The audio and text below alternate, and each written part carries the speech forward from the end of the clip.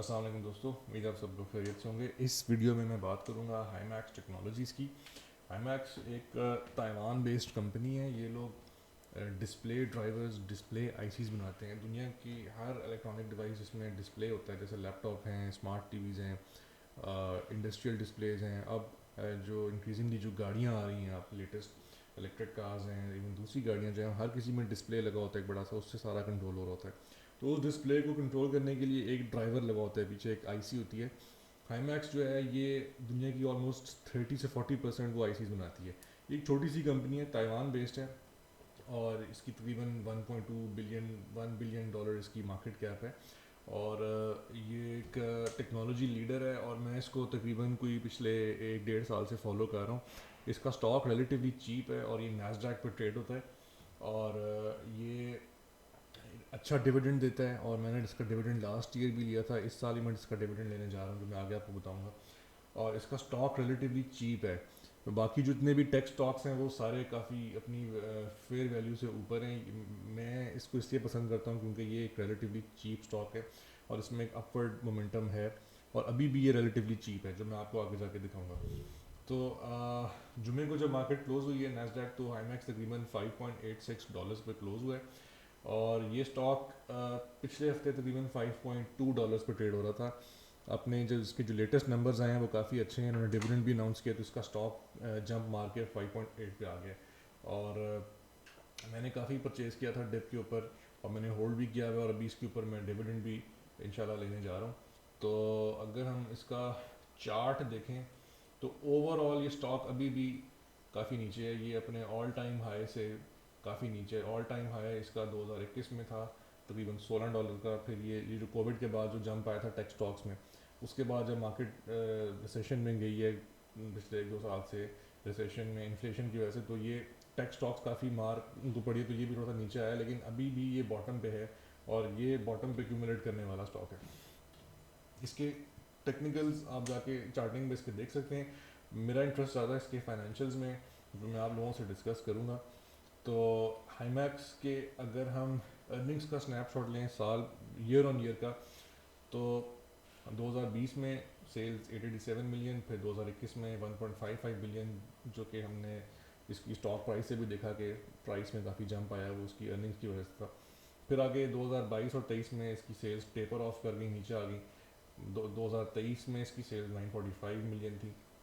इसी तरह इसकी अर्निंग्स अगर हम देखें तो वो भी काफ़ी ऊपर नीचे होती रही हैं। 2020 में 47 मिलियन, फिर 2021 में 436 मिलियन, फिर 2022 में 236 मिलियन, और फिर 2023 में 50 मिलियन। टेक कंपनीज जो होती हैं ना, जो चिप्स माइक्रो चिप्स बनाती हैं, इनकी अर्निंग्स काफ़ी फ्लक्चुएट करती हैं, बिकॉज इनको क्वार्टर ऑन क्वार्टर कोई बहुत बड़ा खर्चा भी इनके लिए आ जाता है, टेक्नोलॉजी बॉटल नेक्स आ जाते हैं।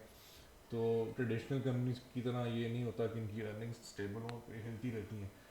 तो ईपीएस भी यही चीज़ रिफ्लेक्ट करता है इसकी। और ये तो इसका ईयर ऑन ईयर स्नैपशॉट था। अगर हम इसका क्वार्टरली स्नैपशॉट देखें पिछले 4 क्वार्टर्स का, और जो कि जो लेटेस्ट इसकी रिपोर्ट आई है वो कोई जनवरी फरवरी मार्च का जो क्वार्टर गया, पहला क्वार्टर 2024 का, तो उससे पिछले क्वार्टर्स का अगर हम देखें, तो अगेन हम देखते हैं कि जनरली इसके रेवेन्यूज़ जो हैं वो सेल्स इसकी स्टेबल नहीं है। 200 से 250 मिलियन के दरमियान इसका रेवेन्यू घूम रहा होता है। अर्निंग्स इसकी फ्लक्चुएट करती हैं काफ़ी। इसमें कुछ इनकी सेल्स अफेक्ट हुई थी। ये जो इलेक्ट्रिक कार्स दुनिया में इनकी सेल स्लो डाउन हुई है रिसेशन की वजह से, तो इनकी भी सेल्स और इनकी जो इन्वेंट्री ऑफ टेक है वो कम है। इनकी इन्वेंट्री कुछ पाइलअप हुई थी, जो मैंने इनकी रिपोर्ट में पढ़ा था। लेकिन जनरली ये प्रॉफिट दे रही है कंपनी, और ओवरऑल ये हेल्दी है, इसकी मैनेजमेंट अच्छी है।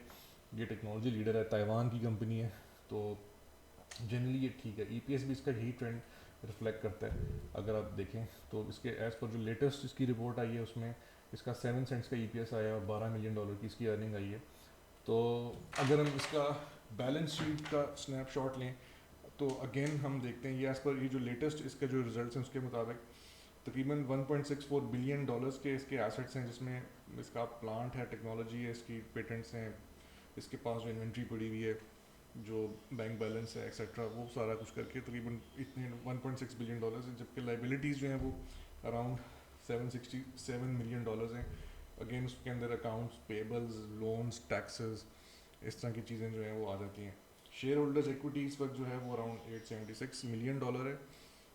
जो मार्केट में इस वक्त जो शेयर ट्रेड कर रहा है, इसका फ्लोट काफ़ी ज़्यादा है। जो वेस्टर्न कंपनीज होती हैं, ताइवान कंपनीज हैं, इनका फ्लोट हमेशा ज़्यादा होता है, मार्केट में ज़्यादा शेयर ट्रेड करता है, ट्रेजरी के पास शेयर्स कम होते हैं। पाकिस्तान में उल्टा हिसाब होता है, यहाँ पे मार्केट में शेयर्स कम होते हैं, ट्रेजरी के पास शेयर ज़्यादा होते हैं। इसीलिए आप देखते हैं कि इन कंपनीज के एसेट्स और लाइबिलिटीज़ भी थोड़ी सी मतलब उसका रेशियो इतना फेवरेबल नहीं होता। और अगर हम इसकी समरी देखें तो इसके जो इनकम स्टेटमेंट की स्नैपशॉट से हमें समझ आता है कि इसका रेवेन्यू जनरली स्टेबल है, पिछले कोई 2-3 साल से इसका रेवेन्यू स्टेबल है। इसकी ऑफ टेक ठीक है, इसके क्लाइंट्स जो हैं इंडस्ट्री के अंदर वो इसकी प्रोडक्ट को ले रहे हैं, बट कभी कभार वो उसमें ऊपर नीचे हो जाता है, क्योंकि जनरली अब दुनिया के अंदर रिसेशन है तो ऑटोमोटिव सेल्स भी थोड़ी कम है। और उसी तरह अगर जब गाड़ियाँ बिकेंगी तभी उनके अंदर जो माइक्रोचिप्स हैं या उनके जो सब सिस्टम्स हैं वो बिकेंगे, तो उसकी वजह से सेल होगी। इसका जो एक मेजर जो है इसकी जो सेल है हाईमैक्स की, ऑटोमोटिव इंडस्ट्री की है। मार्जिन इसके स्टडी हैं, इसने अपने मार्जिन कंट्रोल किए हुए हैं। बैलेंस शीट इसकी ओके है, एसेट्स 2x लाइबिलिटीज़ हैं विच इज़ फाइन, ऑल्दो मैं प्रेफर करता हूँ कि 3x हो, लेकिन चलें 2x भी अच्छा है। मेन चीज़ इसकी जो है सेलिंग पॉइंट वो इसका स्टॉक प्राइस, इसका स्टॉक है जो कि अभी भी रिलेटिवली चीप है, $5.8 पे भी रिलेटिवली चीप है। और मोस्ट इम्पोर्टेंटली इसने 5% डिविडेंड अनाउंस किया, जो कि पूरे का पूरा डिविडेंड एक ही दफ़ा मिलता है साल में। और ये डिविडेंड अराउंड 28 जून को इसका एक्स डेट है। तो ये डिविडेंड अगर आप स्टॉक इसका होल्ड करते हैं तो आपको 28 जून को ये एक्स डेट हो जाएगा, जो कि आई थिंक 12 जुलाई को इसकी पेमेंट है। मुझे लास्ट ईयर भी इसका डिविडेंड मिला था, वो तो इन्होंने ऑलमोस्ट 11% दिया था लास्ट ईयर डिविडेंड, जो it was quite good to have. तो इस साल उन्होंने डिविडेंड अपना कट किया है, जो कि एक्सपेक्टेड था। ज़ाहिर है इसकी अर्निंग्स कम हुई हैं, इसकी इनकम थोड़ी कम हुई है, लेकिन स्टिल 5% इज़ गुड।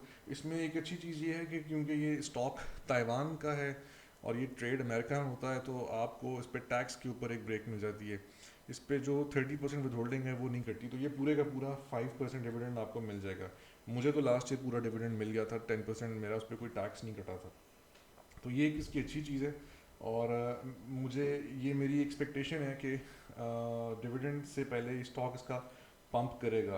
आज जब ये वीडियो मैं बना रहा हूँ तो 11 मई है और 28 जून को इसका डिविडेंड का एक्स है, तो ये मुझे लगता है कि स्टॉक इसका तकरीबन कुछ 6 सवा 6 तक ये जाएगा डिविडेंड की डेट के करीब करीब, क्योंकि लोग वो स्टॉक लेते हैं, इंस्टीट्यूशंस वो बाय करते हैं उस डिविडेंड की एंटिसिपेशन में। तो जैसे मैंने पहले बताया, ये कंपनी टेक लीडर है, ये ताइवान बेस्ड है, मैनेजमेंट इसकी बहुत एफिशिएंट है, छोटी कंपनी है लेकिन काफ़ी प्रोग्रेसिव कंपनी है। इसकी क्लाइंटेल बड़ी अच्छी है, स्टेबल है। कुछ बिजनेस के अप्स एंड डाउन्स आते हैं, लेकिन जनरली ये कंपनी ठीक है। और इसका स्टॉक जो है ये भी रिलेटिवली चीप है। तो इसको डिटेल में अगर आप स्टडी करना चाहें तो याहू फाइनेंस पे जाके आप इसको देख सकते हैं, इस कंपनी के डेटा को आप पढ़ सकते हैं। इसके जो लेटेस्ट फाइनेंशियल्स हैं ये मैंने इसकी वेबसाइट से निकाले हैं। ये रिपोर्ट काफ़ी अच्छी इनकी रिपोर्ट आई है इस दफ़ा, आप वो रिपोर्ट भी जाके उसको पढ़ें, उसको देखें जाके। इनकी वीडियोज़ हैं यूट्यूब पे। ये काफ़ी हाई टेक कंपनी है, ये विजन पे भी काम करते हैं, विजन सिस्टम्स के ऊपर। तो I like it very much, stable है, अच्छी है। अपने कमेंट्स में ज़रूर मुझे बताइएगा व्हाट यू थिंक। और till next time, take care, अल्लाह हाफिज़।